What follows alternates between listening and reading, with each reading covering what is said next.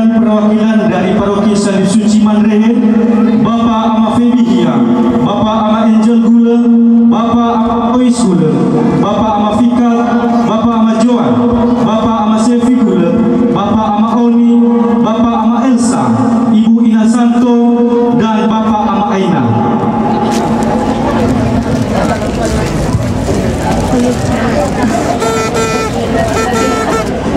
Nama-nama yang kami sebutkan dipersilakan untuk mendekat.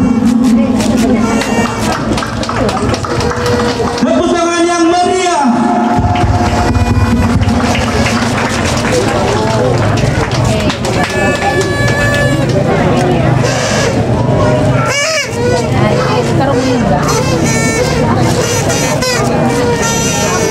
Demikian pembukaan secara resmi tirai merek paroki dan diteruskan dengan penandatanganan prasasti kedua paroki oleh Yang Mulia Bapak Uskup dan didampingi oleh Bapak Bupati Nias Barat.